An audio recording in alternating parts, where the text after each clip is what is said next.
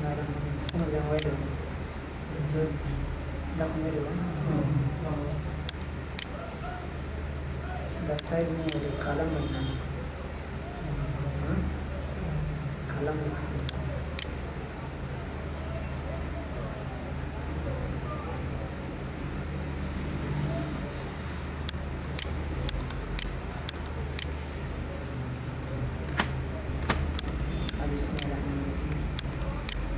راځو چې کالم ته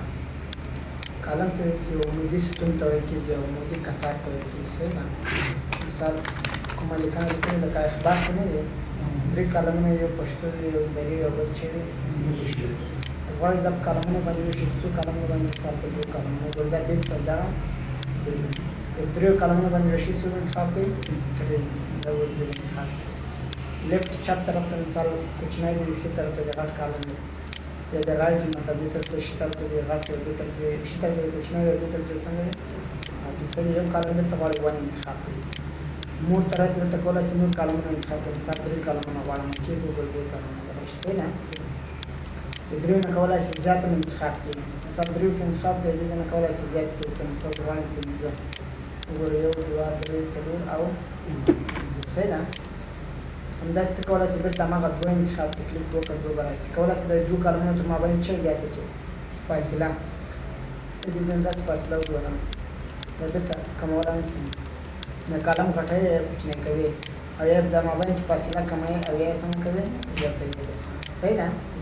او رایټ ټو لیفټ نه مقصد دا ده یو ځل دا وکړي کوم وګورو 2 کالمونه به راشي صحیح ده اوس که چېرته غواړئ چې مثال رایټ طرف ته کوچنی راشي او چپ طرف ته څه راشي غټ لکه دا که زه انتخاب کړم لیفټ چپ طرف ته زه څه ده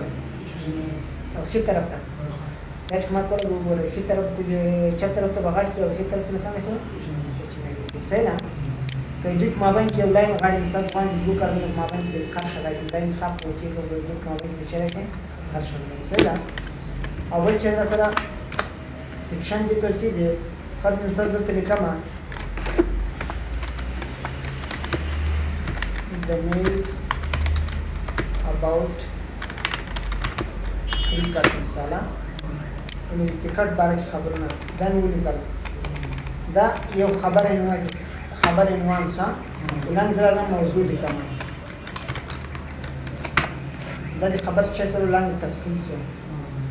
صحیح شو اوس غواړم دا تفصیل په څو کالمونو باندې وویشم په 2 کالمونو باندې که دا انتخاب کوم دلته راسم ورته وایم چې څه وکړه کالم ته راسم ورته وایم چې دا په 2 کالمونو وویشم ټول اوکې کوم دا برابر هم څه ورسره که انتخاب نه کوي بیا هم ورسره وویشل کېږي ګورئ رابسې چې شته کالم ته ټو اوکې وګورئ بیا څنګه شو ورسره تقسیم شو که نه تقسیم که تاسو غواړئ چې هغه په خپل ځای باندې پاتې شي نو په دې ځای کې به دا سیکشن څنګه کوي بیل به یې دلته دې ځای کې به بره ودرېږئ بیا به راسئ چېرته یې دلته ودرېږئ ورته یې بریک کنټینیو دا ګورو څومره سیکشن شو اوس یې بیل کوي رابسې چېرته کالم ته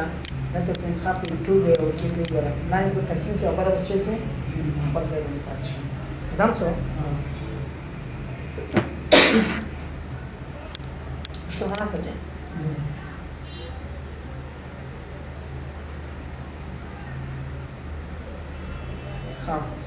بل څه د ایکوال کالم ایکوال دې ته ویل کېږي چې مساوي مثال دا کالمونه یو غټ دی یو کوچنی ده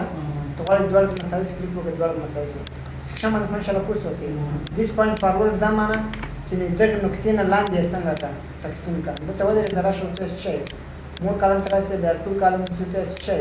دیس پوینټ فارورډ د دغې نقطې نه لاندې یې تقسیم کړه اوکې لاندې به تقسیم شي برابر څه شي خپل ځای باندې پاتې شي هغه دې سیکشن بیا دا معنی که زه دې ځای کې بل سیکشن هم بیل کړم راځم کنټینیو ته دا ګوره دا اوس اول سیکشن ده دا دویم ده دا څوم ده که دا انتخاب کړم مثال ورته 2 کالمونه باندې وویشم دې سیکشن یوازې به دا یو پراګراف څو کالمونه وویشم 2 او که دیس پوینټ فارورډ ورته انتخاب کړم بیا دا ورځ دې نقطې نه لاندې څومره که هغه وي سیکشن ټول تقسیم کړه دیس پوینټ فارورډ د دغې نقطې نه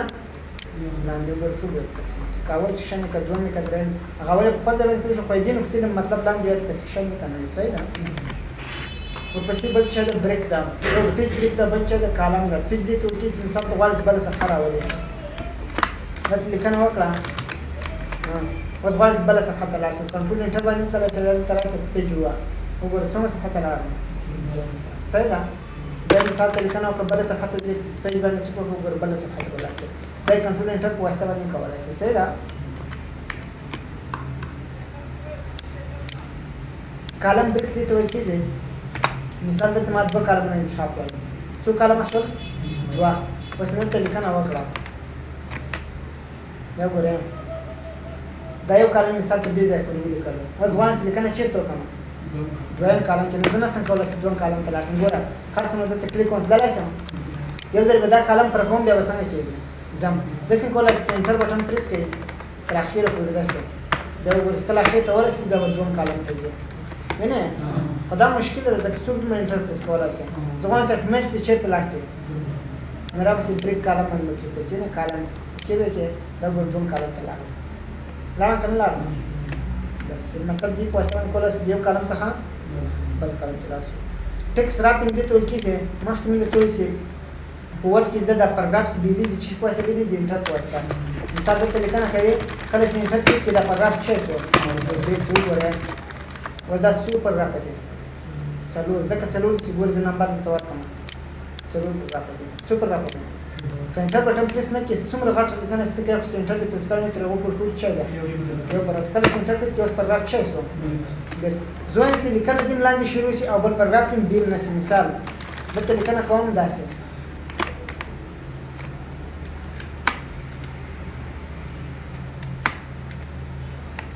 دا ګوره اوس په دې ځای کې که زه چېرته انټر پریس کړم خو پاراګراف به څنګه شي زه غواړم چې پاراګراف دې نه شي بیل او لیکنه دې څنګه شي سر نه شروع شي راځم پیج لاyout ته بریک ته ټیکسټ راپینګ ته راځم ګوره لاندې راکړه نه راغی ټیکسټ راپینګ مطلب لیکنه لاندې ماتوي خو پاراګراف هم څنګه دغه یو پاراګراف ته که نه اوس یې وګورئ دې ته نمبر ورکوم ګوره ټول به یو نمبر واخلي څو نمبر واخلي یو ځکه دا ټول چی دی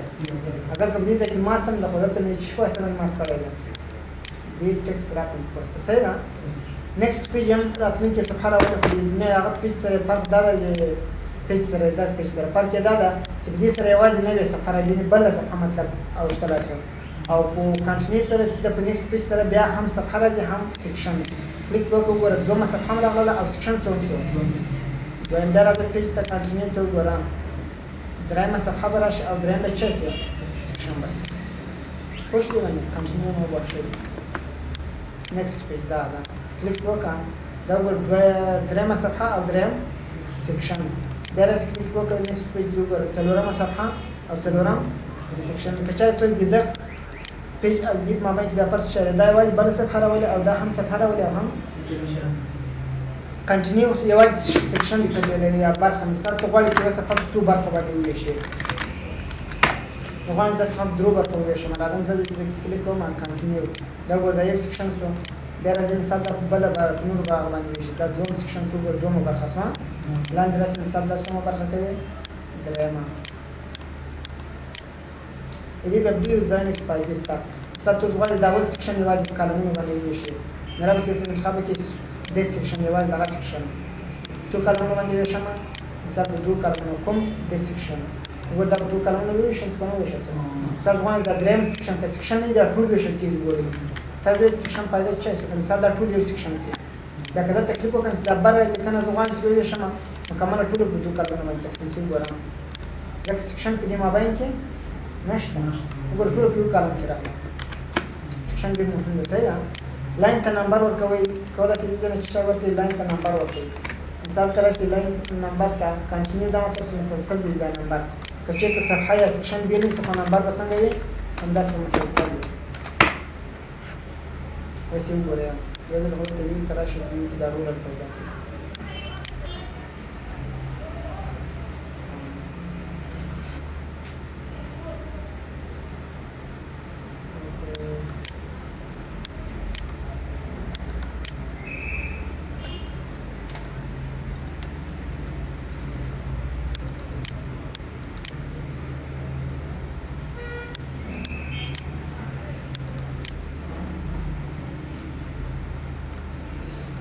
screen resolution is خراب شوی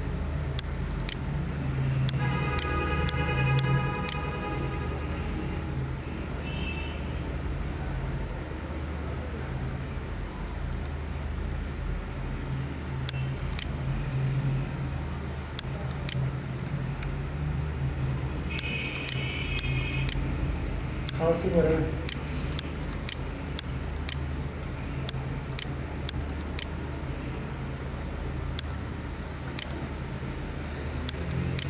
دا د نشي انتخاب کړی د کنټینیو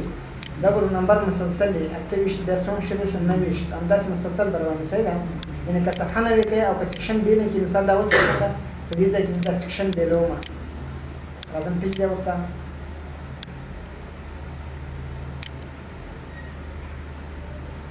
په دې ځای کې سیکشن بیلوم مثال بریک ته راځم کنټینیو ته راځم څوم سیکشن شو دویم ته واوړئ څوم سیکشن شو اوس ته غواړې چې دا د ریسټارټ ایچ پیج دا مطلب د هرې صفحې دې سر نه شروع کېږي مثال دلته اول دا تر اخر پورې چې کله لاړ شي صفحه دې سر نه شروع کېږي نمبر به څنګه وي مثلا د هرې صفحې به بیل نمبر وي صحیح ده او ورته ریسټارټ ایچ سیکشن بیا به دا معنی د هر سیکشن به څه وي بیل وي دا ورته دې ځای پورې څو راوړي ته ودرېږه ریسټارټ څه وه ایچ سیکشن دا څه وګورئ یو نه تر څو پورې راغلی بیا ولې یو نه شروع شو ځکه سیکشن څه شو بل شو که مثال دلته بل سیکشن راوړم په دې ځای کې درېیم سیکشن مثال بریک ته راځم کنټینیو ته وګورئ بیا سیکشن سر نه شروع شو نمبر څنګه شو سر نه شروع شو یعنې کنټینیو که انتخاب کې دا معنی که نمبر به که سیکشن بدلېږي او که صفحه بدلېږي نمبر به څنګه وي مسلسل به وي که ریسټارټ ایچ پیج انتخاب کې بیا د هرې صفحې نمبر څنګه وي ځان مطلب د هرې صفحې له سر نه شروع کېږي او که ریسټارټ ایچ سیکشن انتخاب کړم بیا د هر سیکشن څنګه وي پوه شوې دې باندې سپریس پاکرن پاراګراف کې ته ویل کېږي مثال موجوده پاراګراف ته غواړې چې پر هغې نمبر یې څنګه کې سفریس کې سپریس په دې معنی چې مثال زه غواړم چې دغه پاراګراف نه دا نمبر چک کړم ختم یې کړم او دا نمبر کې د لاندې چا راسي مسلسل دې راسي نو راپسې سپریس پاکرن پاراګراف وګوره شپږ بیا نمبر هم چا شول مسلسل او د ماندې پاراګراف نه نمبر څنګه کړل ختم کړل بېرته یې راولي هغه ټیک مارک څنګه کړل لرې یې کړو بېرته به راشي د دې لپاره کولی شي اضافي نور سیټینګ ووایي چې راشي دلته لاین نمبرینګ اپشن ته به راشئ